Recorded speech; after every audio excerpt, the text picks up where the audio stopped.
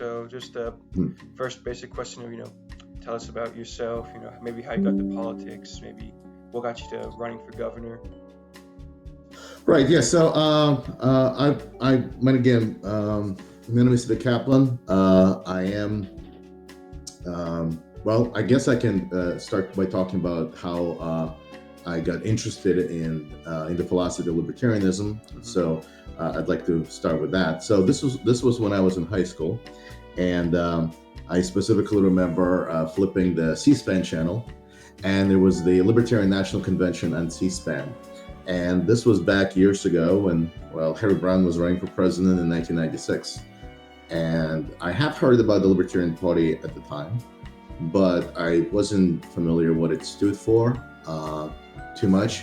I mean, I do actually, the earliest memories I do have was reading in 1992 it was. Now, I was just I was 13 years old, I guess, at the time.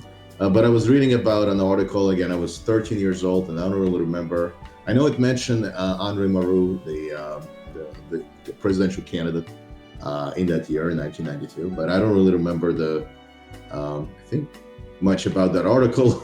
But the second time, probably, I remember myself watching I think it was the 1994 debates in Missouri, if I'm not mistaken. This is was the Senate debate, right? It did feature one Libertarian candidate for Senate. I do remember that. But really, I really discovered the Libertarian Party again in 1996. I was watching the C-SPAN, the National Convention, and I liked some of the things I heard. I was curious, and but then I wanted to learn more. There's some of the things I disagree with. This was 1996, and the war on drugs was actually one of those topics. I've never heard anyone oppose the war on drugs, so to me that was something totally out of the box. This would be, it sounded crazy. But I was curious enough. Again, I was in high school, so I read Harry Browne's book, Why Government Doesn't Work. And that just made so much sense to me. It was very rational, very reasonable, and it just made sense. And, kind of, this was one of those moments when light bulbs start going off in your head, and you say, wow, this all makes sense. So I would say that that was the moment. And I sort of never looked back. Now, I was 1997 was the year that the Libertarian gubernatorial candidate, Murray Sabrin, he did raise enough money because he was an author of books and he was well known. He ended up on stage in the 97 gubernatorial debates. And so this is kind of like, but 1996, when I read Harry Browne's book, Why Government Doesn't Work, that's really when I got introduced to libertarianism. And in terms of getting into politics now, I took a little break years after that, but I would say that I definitely got more interested when Ron Paul ran for president.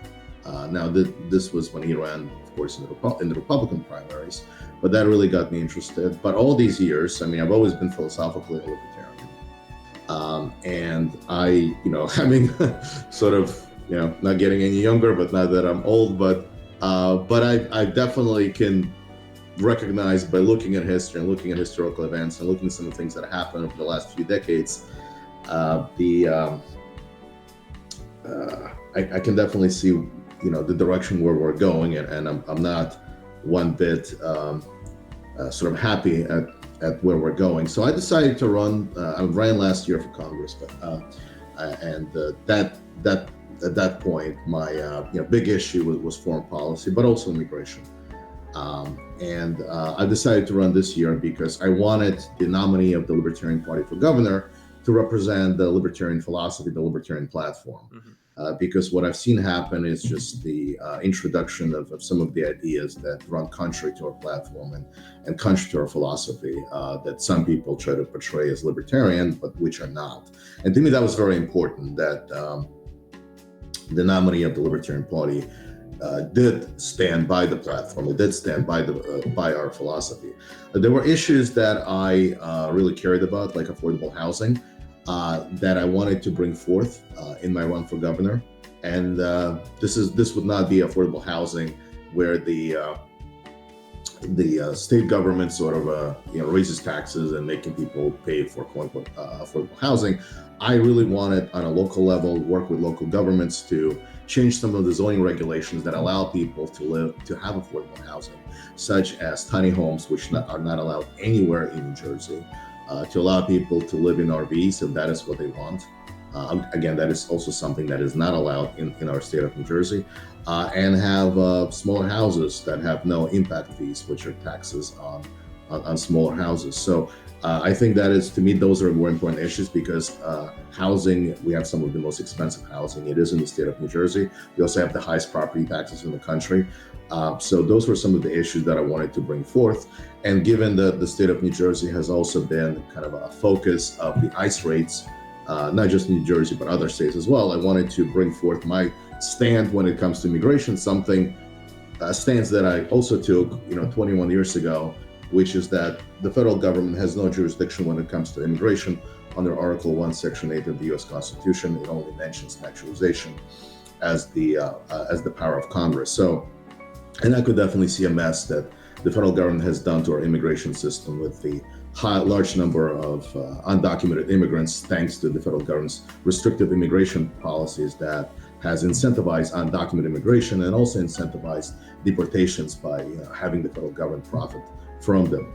So those are kind of some of the issues that I wanted to bring forth as the candidate for governor, along with the gradual abolition of the state income tax, which we did not have until 1976, which I believe would allow the local governments then to reduce the property taxes in each municipality, which happened to be the highest in the country. So those are some of the issues that I wanted to bring forth as the candidate for governor. Yeah. Well, I know I think it was last year, I was able to watch I watched C-SPAN to watch the Libertarian National Convention. That really got me into I'm at the time, and still now, having a lot of internal debates in the party on which way the party should go. And me being slightly younger than, still new to the whole internal debates of the party, so it was a very thing to see. But I think right now a big issue is like free speech. So how would you help to protect the free speech of the people of New Jersey, and how would you maybe be different from the other candidates in this election? Thank you for that question. When it comes to free speech, there are attacks being done against free speech. Of course, on a federal level, on a state level, there are proposals to restrict speech as well. One of them includes the adoption by the state government of New Jersey, the Irish definition of anti-Semitism that does include the criticism of the Israeli government. Now, I'm an ethnic Jew, and I came here I'm also an immigrant. I came to this country when I was a child. So there's my, sort of immigration focus part. But I do believe that an individual's right to free speech should be protected. Any person should be able to criticize any government, whether it's federal, state, local, or any foreign government. And the idea that one should not be able to criticize a foreign government, specifically the Israeli government, I find it to be absolutely reprehensible. So if this legislation in the state of New Jersey gets to be adopted, and the state of New Jersey will join about 40 other states that already have this on the books, this is something that is of my concern. I do support, of course, this legislation not becoming law, and if I were a governor, I would certainly veto it. But I think that as governor, the state government has the power to protect the natural rights of individuals, which is a right to life, liberty, and property, because our rights do not come from the Constitution. We're born with the natural rights of life, liberty, and property, and those are the rights that cannot be taken away by anyone. And so I strongly believe that if there were any attempts to restrict free speech in the state of New Jersey, I would use my power as governor to allow people to have free speech, not to restrict free speech. And if that would take using the legislator to do it, it would take any powers of governor I would use to protect it. I think it's highly important. I think on my own, I'm somebody who speaks about it. One of the issues, I do talk about it. I do mention it, that I support the right of people free speech. In today's actually Facebook post, I did include that there are people who think that individuals' free speech rights should be denied, and they do not understand that they could be next. They don't understand that when they try to deny that right to other people, then that right, the natural right, could easily be taken away from them. And I make that point because it's easy for people to want to take away the right to free speech to other people, the people they don't agree with. But what they fail to understand is that people on the other side, some of the people on the other side, they may feel they need to do the same to them once they get into power. So I warn the people who are applauding some of these policies that are occurring on the state level and on the federal level to be aware that while they're applauding these policies, that they could be next, that the rights of other people that are being taken away from them could easily be taken away from them as well. And so I very much support, as governor, seeing if there are any efforts, any attempts, and any times that the free speech is getting restricted, to allow individuals to exercise their free speech rights. Specifically, when it comes to the state government, so if somebody's working for the state government in New Jersey, and that person is expressing an individual opinion, I do not believe that the state government should be discriminating against other people based on religion, based on race, based on any other category. That does include the right to free speech. So if someone is working for the state government and has expressed those views, those individuals' employment should not be in jeopardy, which we have seen happen in the state of New Jersey regarding some of the events that have occurred about a month ago. People who do work for the state government should be able to express their free speech. I would think that when it comes to private individuals, that part should be sort of included in a contract with their employer, right? So the examples under which an individual can be fired, and if in that contract there does include free speech, then fine. But if it's not, then I think the employee should be able to sue the employer for wrongful termination of employment. This is what I think, because the argument is that individuals who work for private companies are not protected from the expression of free speech outside of employment. So I would very much want to have the employees codify their rights to freedom of speech under the terms of their employment. But when it comes to people working for the state government, because the U.S. Constitution covers people working for the state, and my position is the state government should not be discriminating against people based on their exercise of free speech, along with other categories such as race, gender, and sexual orientation, others. Then I do believe that those rights that individuals working for the state exercise when it comes to free speech should be protected. Thank you. That's a good answer right there. Now, I know you mentioned this in the first question, but ICE has definitely been a national issue, but it's also been a local issue for people in New Jersey. On your website, and you just mentioned that you are going to use the Constitution, Article 1, Section 8, to make ICE's presence null and void in the state. Would you mind walking through that, explaining both how that would work and how that would be good for the state of New Jersey? Sure, yes, thank you for that question. I would work through the legislature to make that happen. So I would hope that the legislature would pass such a bill to do that. I think that, and I think there are other ways to kind of deal with the presence of ICE to show that they're not welcome, right? You had just yesterday, I believe it was yesterday, Governor Pritzker of Illinois kind of ordering the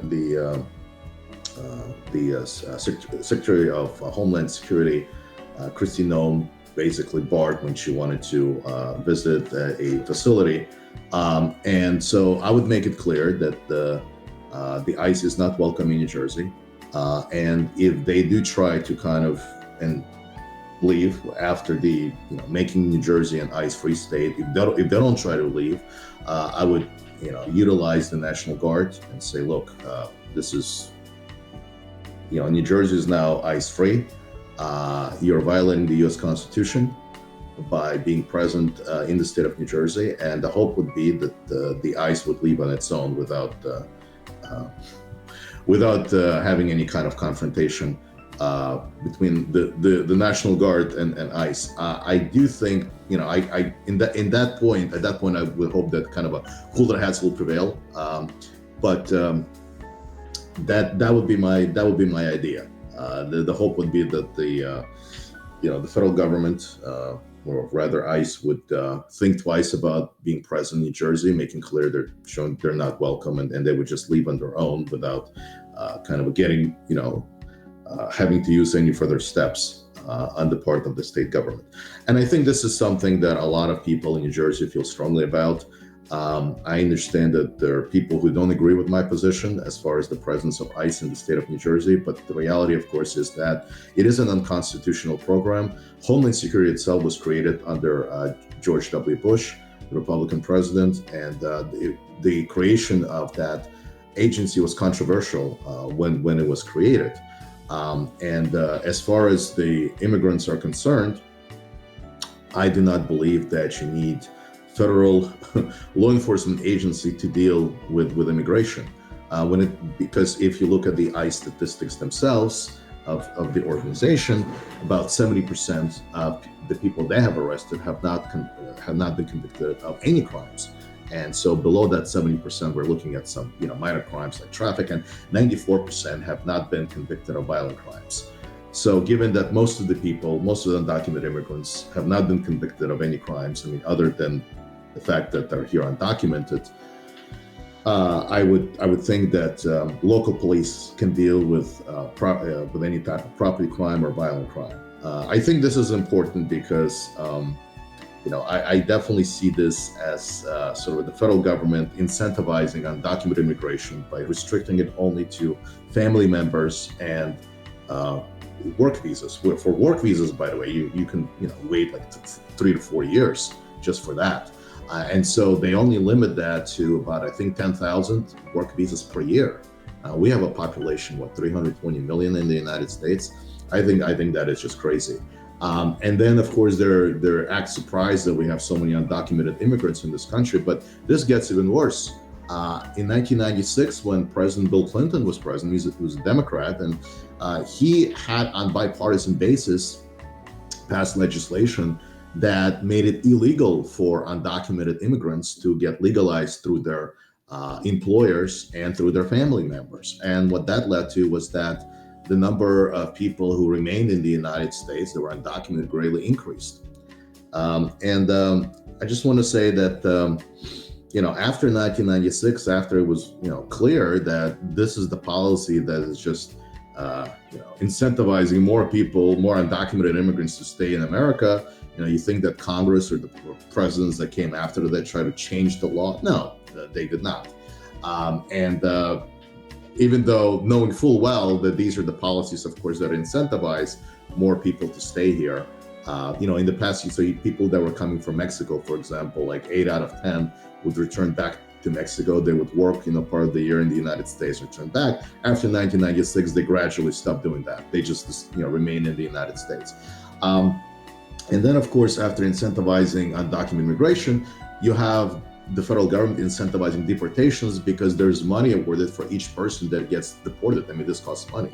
So this has kind of become so self-licking ice cream cone where the federal government, pretty much knows exactly what's going on. These people know that their policies lead to more undocumented immigrants, and once they have millions of them, they're like, "Oh, you see, this is terrible. We have so many undocumented immigrants. Who could have predicted that? Well, now we have to deport them, right?"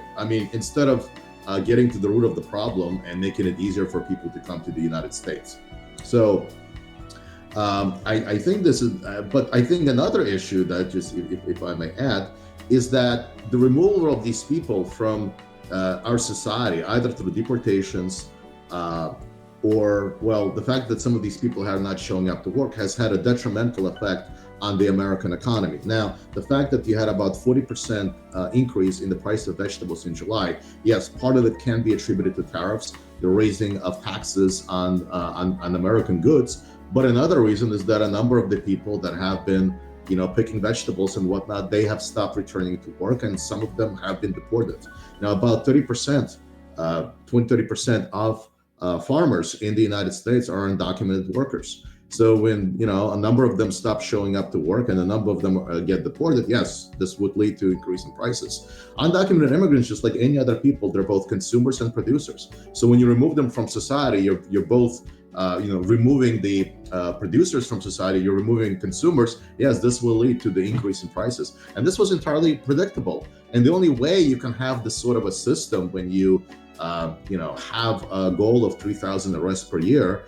Of course, if you have that kind of system, this will include arresting people who are citizens. This will include arresting people who have been born in the United States. And this is exactly what's going on.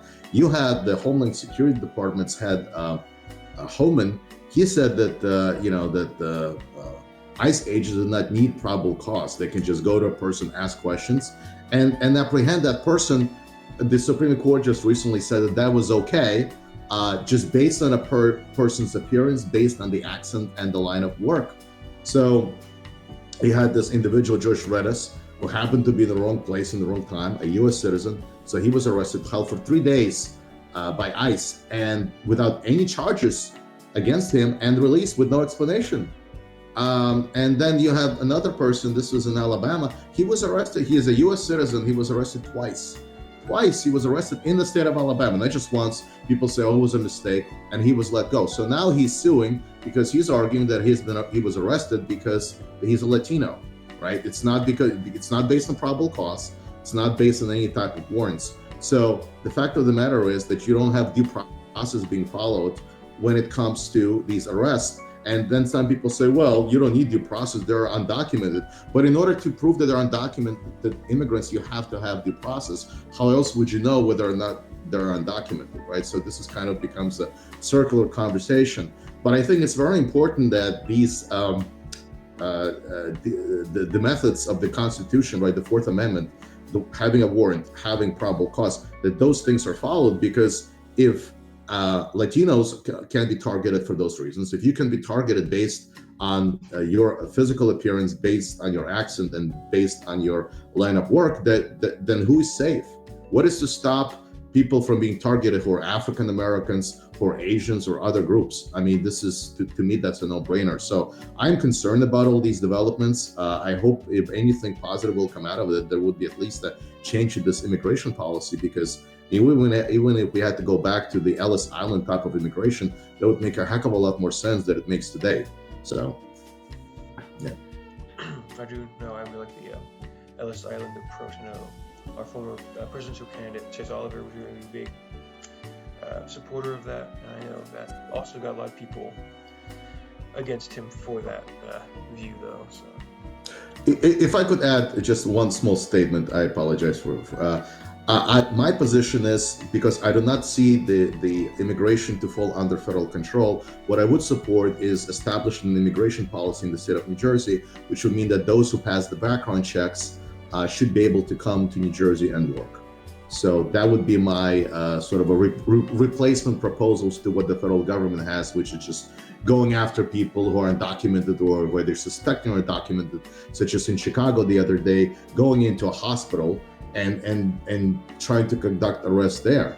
You had the Vice President J.D. Vance said the other day is that, we can also see people are going to hospitals, people who are undocumented. How does he know that they're undocumented? Is that something that's written on their foreheads, that they're undocumented? How does he know?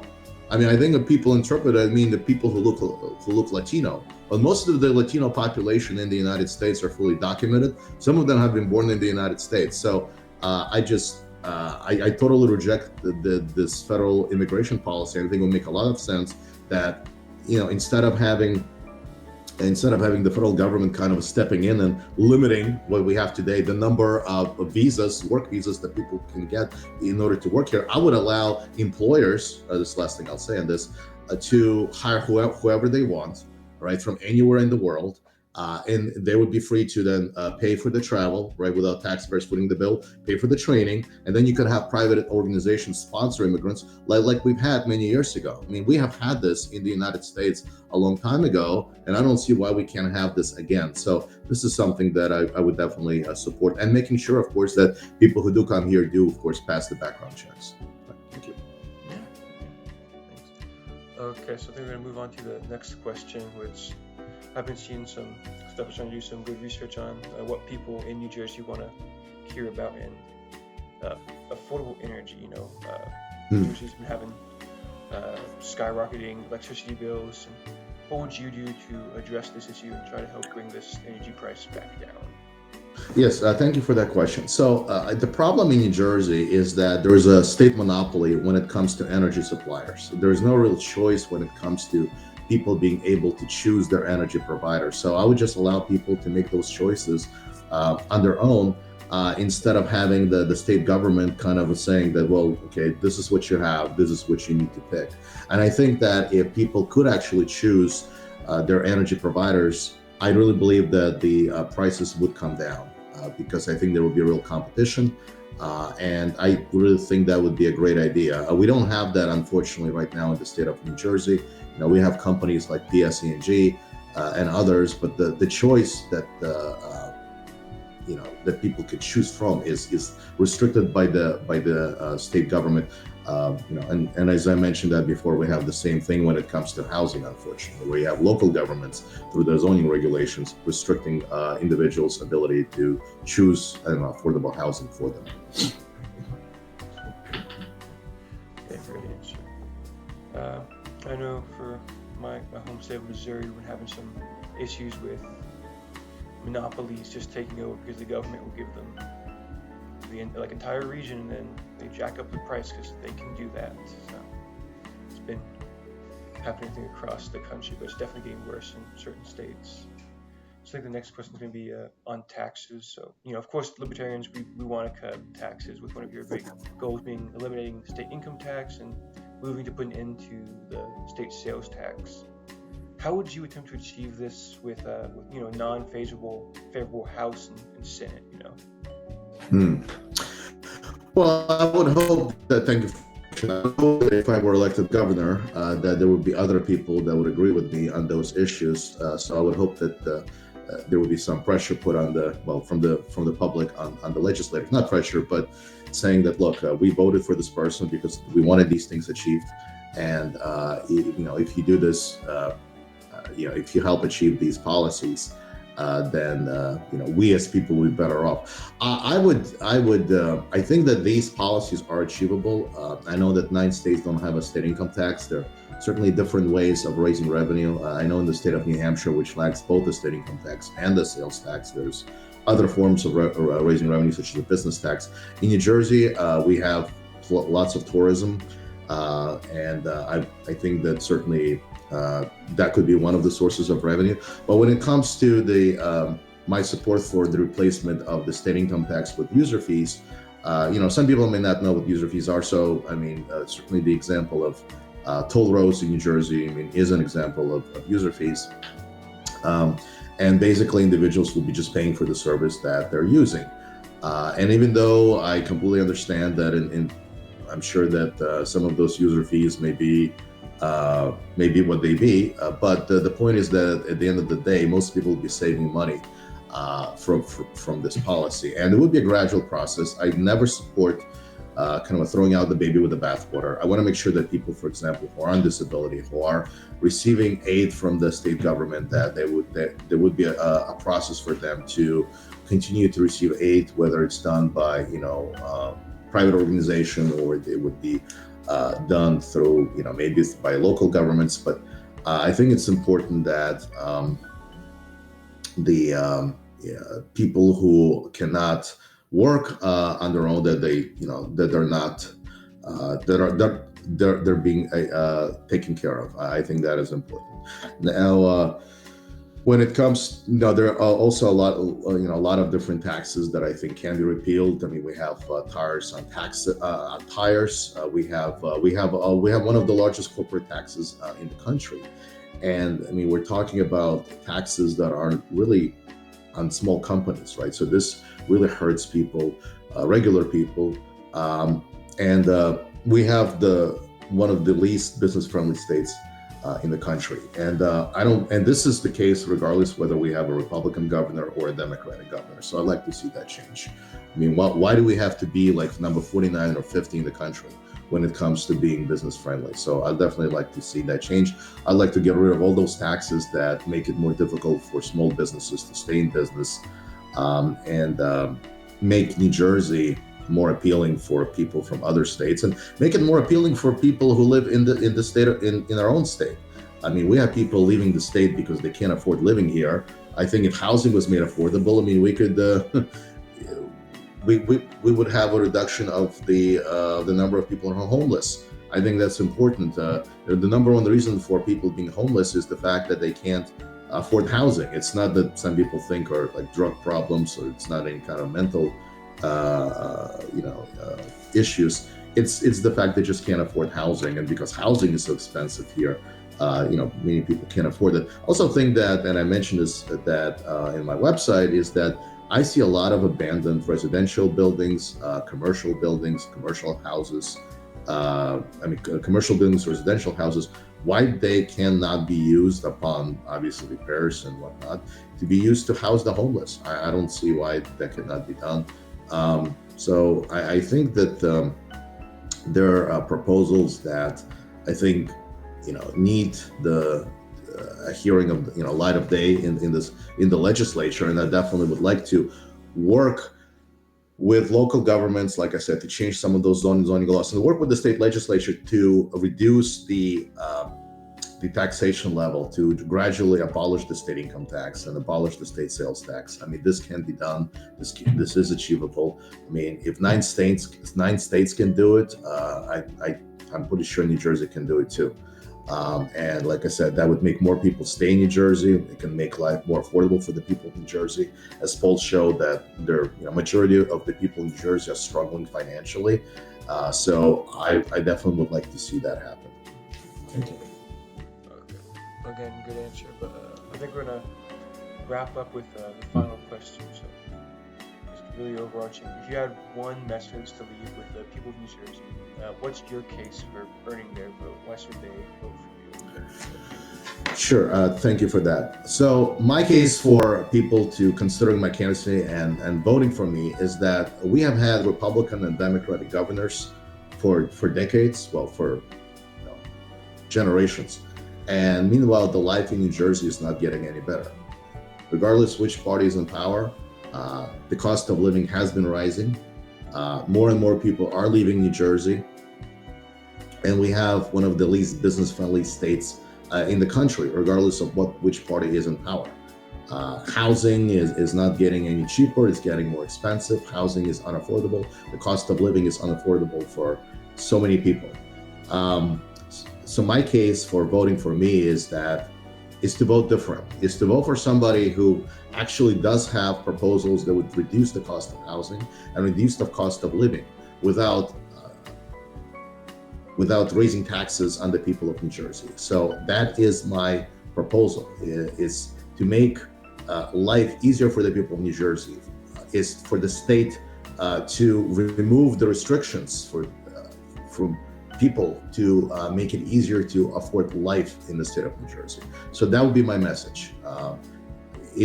Stop voting for what you don't want. Vote for what you do want. If you want a more affordable life, if you want to have the freedom to live out your dreams in the state of New Jersey and live out your full potential without having the state put restrictions in your path of achievement, then please vote for me, Vic Kaplan, Libertarian for governor on election day. Thank you.